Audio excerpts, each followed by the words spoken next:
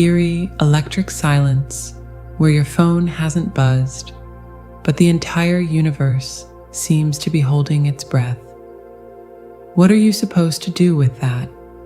Here's a truth that might sting or set you free.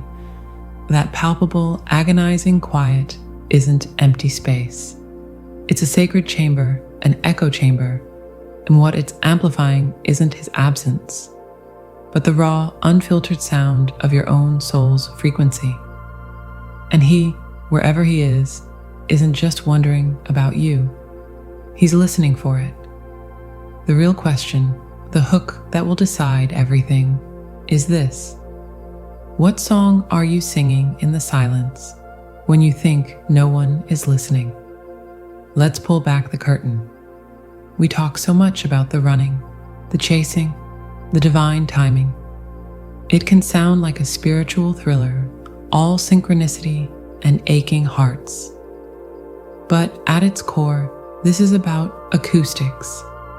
It's about the vibration you emit when you're absolutely certain you're alone. Because that's the frequency that travels farthest, that cuts through the noise of ego and fear and old wounds. When he fled, he was deafened by the volume of the merged connection, the cacophony of two unmet needs clashing. His return is predicated not on that noise fading to a whisper, but on it transforming into a new kind of music. And you are the composer right now. In your quiet apartment, in your daily routine, in the way you speak to yourself when the old pain surfaces. This is the concert he's trying to hear. Think of it like a cosmic version of that old childhood game, Marco Polo. He's out there in the murky water, blindfolded by his own fear, tentatively calling out, "Marco." And for years, your response was a frantic, splashing polo of need, which only helped him pinpoint a location to avoid. Now the game has changed. His Marco is that subtle, testing energy, the view, the like, the half message. And your response. It can't be shouted from a place of lack. It must be hummed from a place of fullness.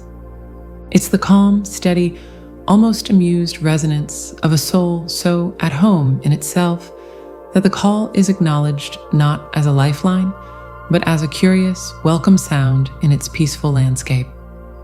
That hum doesn't say, "I'm over here, save me." It whispers, "I'm everywhere here in my joy. Find your way to this peace." It's the difference between a distress signal and a lighthouse beam. One speaks of a disaster. The other simply stands, solid and shining, offering direction for those ready to navigate toward solid ground. This is where the path transcends relationship advice and becomes spiritual alchemy. You are being invited to stop auditing his movements and start curating your inner atmosphere. The warmth, the creativity, the gentle humor you direct inward. That's the climate your soul now enjoys. And a runner at the level of spirit isn't looking for a project or a completion. He's in exile in search of a habitable climate. Your inner world, once stormy with longing, can become that.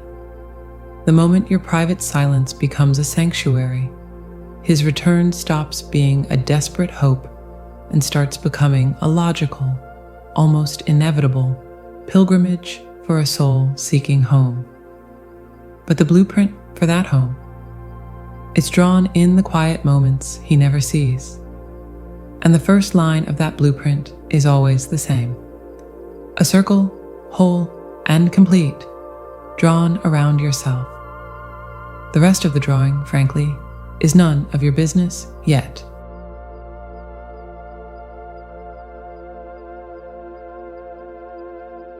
Let's talk about the moment he flickers back onto your screen. A like, a view, a message that arrives like a ghost in your machine after months of silence. Your heart does that thing, you know the thing, where it feels like a startled bird trapped in your ribs. And the mind, the wonderful, chaotic mind, immediately starts drafting scripts. He's back. He finally sees me. It's time. But what if I told you that his reappearance isn't the first test? It's merely the curtain rising. The real, profound, and almost never discussed examination begins in the very next breath you take. It's not about your patience, though that will be tried. It's about something far more architectural. He is, whether he knows it or not, and he usually doesn't, testing for sacred structure. He is looking for the blueprint of a cathedral, not the warm, dangerous chaos of a bonfire. And you are being asked to become the architect. Think of the initial connection, the one he ran from. It was probably a masterpiece of emotional intensity, wasn't it? A fusion so powerful it felt like being swallowed by the sun. Beautiful, terrifying. For the runner, that feeling isn't just love, it's a metaphysical threat. It whispers of dissolution, of his own fragile selfhood melting into the us before he ever got to solidify the I. So when he steps back in, tiptoeing around the edges of your energy, he's not just scared of you. He's terrified of the old, formless, boundless dynamic. His strange new behaviors, asking for a piece of your heart without offering his, demanding your time while guarding his own, crossing a line he knows exists. This isn't just emotional cowardice. It's a primal, soul-level probe.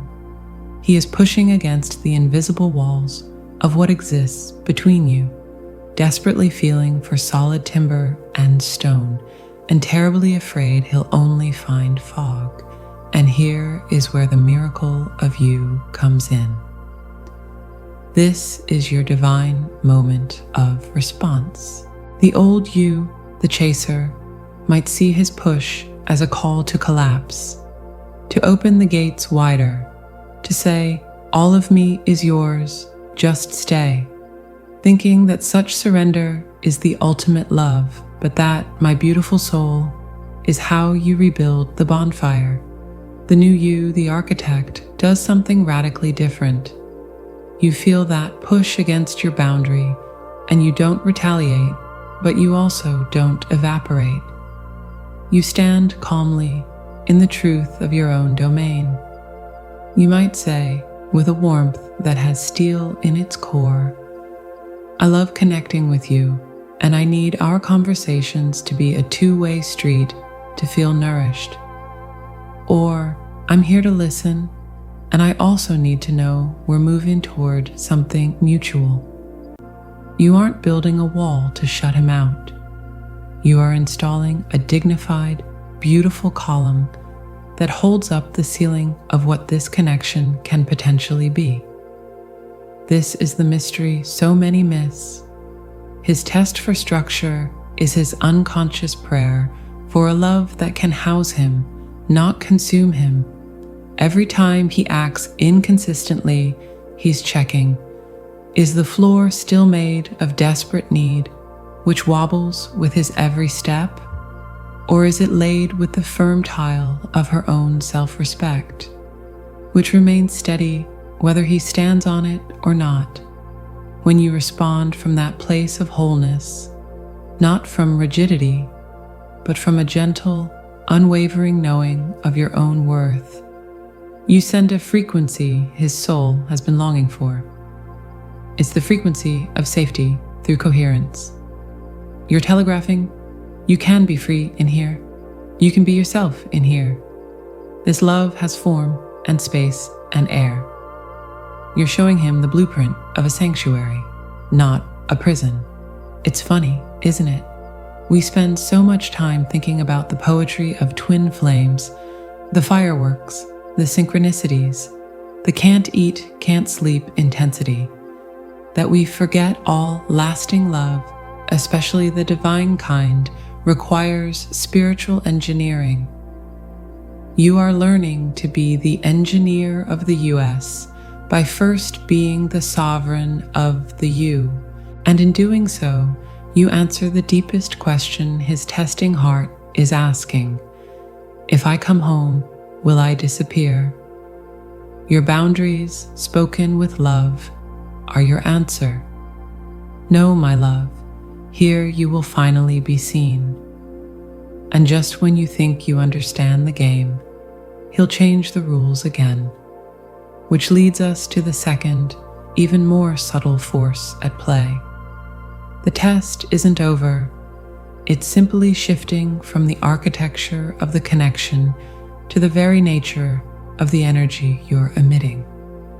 But that is a revelation for next time.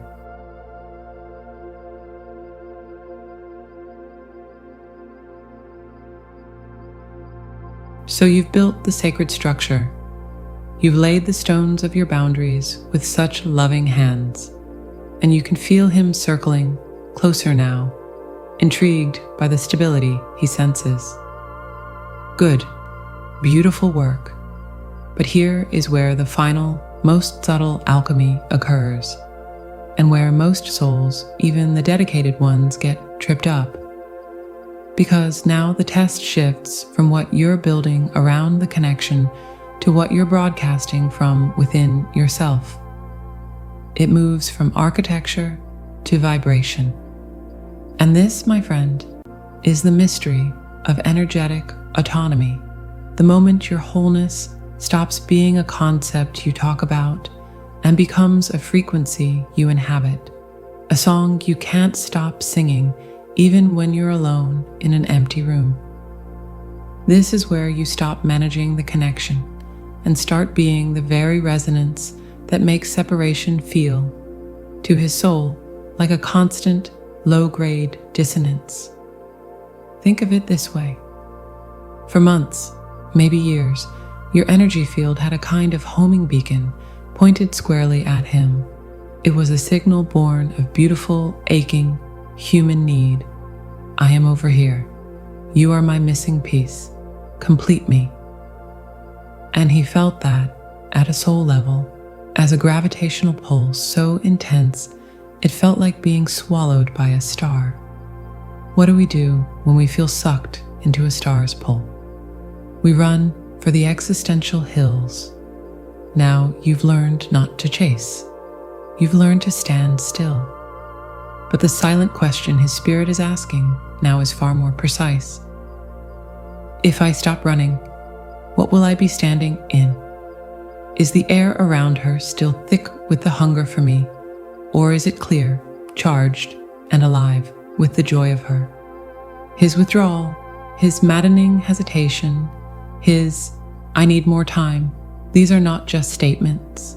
They are sophisticated sensing instruments deployed into your atmosphere to measure the climate. Is it desperate? Is it anxious? Or is it free? This is the part that feels like spiritual sleight of hand.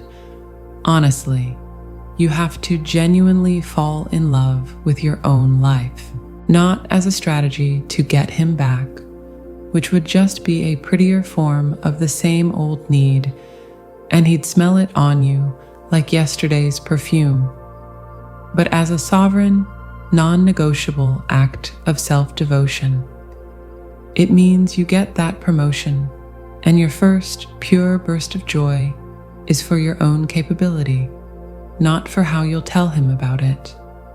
It means you laugh with friends until your sides ache, and the echo of that laughter in your heart is complete in itself. It means you plant a garden, start a painting, master a recipe, lose yourself in a book, and in those moments, he is not a missing thought. Your life becomes a signal fire of contentment, not a distress flare. And you broadcast on a new frequency, the frequency of presence, not absence, the frequency of I am here, not I need you here. And here's the wild, beautiful truth his soul knows. A runner is, at his core, an energy empath. He's not running from you. He's running from the frantic, clingy, incomplete energy the old dynamic triggered. When your energy shifts to this place of quiet, self-sourced fulfillment, you become literally unrecognizable to his old fears. His fear was built to interface with your lack. It doesn't know how to latch onto your wholeness. It's like a key that no longer fits the lock. So he'll poke and prod, maybe even trigger one last old wound, waiting for the familiar storm of reactive need to answer him. But when your response comes from this deep, calm well of, I am okay, regardless, it disorients him in the best possible way. It sounds like peace. It feels like home. Not a home that demands he take off his shoes and stay forever, but a home with an open door and a warm light in the window where he is free to come and go. That freedom you offer yourself, it's the very thing that makes his freedom feel less like an escape route and more like a path that circles back to you. Let me get philosophical with you for a second. We talk about twin flames as mirrors, right? In this phase, you are holding up the ultimate mirror. You are showing him the reflection of a soul that is no longer fractured by his absence. You are reflecting completion, and in that reflection, he is forced to see his own potential for wholeness. His running was always a flight from his own lack, projected onto you. Your steady, autonomous joy forces him to confront a shocking possibility. What if I could be whole too? What if this connection isn't about two halves, but two complete orbits choosing to spin in harmony? You're not pulling him with your energy. You're posing a silent, vibrational question so compelling, he can't help but move toward the answer. So what's the practical application? It's not in the doing, it's in the being. Stop auditing your every feeling for traces of him. Let him be a passing thought, not a permanent resident in your mental space. When he pops into your mind, bless him and gently return to the delicious texture of your own present moment. The coffee in your cup, the project on your desk, the sky outside your window. Your goal is not to become a blank, emotionless statue. It's to become a living, breathing, creatively pulsating universe that is fascinating to you. Your own curiosity about your life becomes magnetic. He becomes a wonderful potential addition to a life that's already spectacular, not the missing ingredient that will make it finally edible. That shift, that's the silent frequency. And it's the only call he ever truly yearns to answer because it's the sound of his own soul, echoed back to him through you. And the most intriguing part of this whole dance, it leads you to a threshold where the very labels of runner and chaser dissolve into absurdity. But that's a revelation for a conversation about what awaits on the other side of the mirror.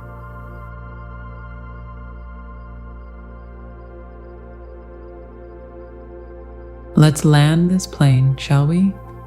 Not with a jolt, but with a smooth, steady descent back to the runway of your own awakened spirit. Because here's the quiet truth that blooms after all the analysis, after navigating the silence and the triggers, after mastering the architecture of your boundaries and tuning your soul to its own sovereign frequency. The tests were never a labyrinth designed to trap you. They were the precise, sometimes brutal, choreography of a divine waltz, teaching you the steps not to him, but back to yourself. And in that realization, the entire narrative flips. You stop seeing his return as the finish line and start understanding your wholeness as the only prize that ever truly mattered.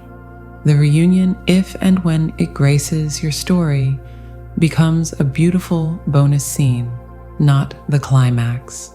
Think of it like this. You started this journey hearing a distant, enchanting melody, the twin flame symphony, and you became convinced the only way to hear it fully was to find the other musician.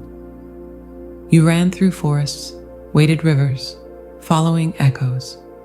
But the tests, the running, the silence, they forced you to stop, to sit down right where you were. And in that absolute stillness, you heard something miraculous.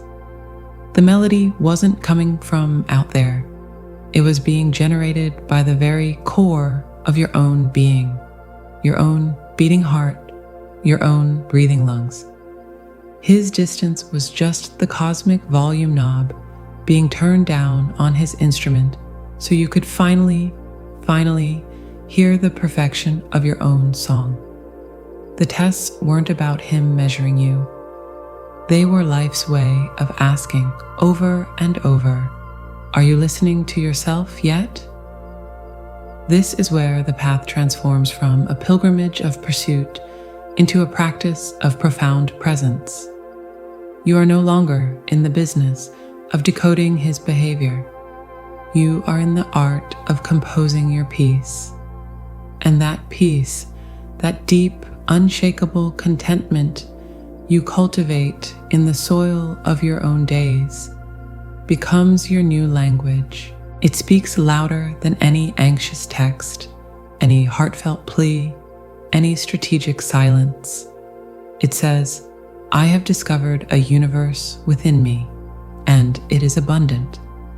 And to a soul who once ran from the gravitational pull of need, that statement is the most magnetic force in existence. It's not an attraction of desperation, but a resonance of completion. You become a living invitation to a feast, not a hand outstretched in hunger. So, what is the clear, inspiring answer to all of this? It's simpler than we make it, though getting there is the work of a lifetime. Stop preparing for a reunion and start embodying the union. The sacred union isn't a distant event with him. It's the present tense marriage within you, between your human heart and your divine spirit, between your vulnerability and your strength, between your longing and your fulfillment. When you tend to that inner garden with fierce tenderness, the outer landscape of your life inevitably changes. You may find he walks into that garden, drawn by the scent of flowers you planted for yourself. Or you may find someone else does.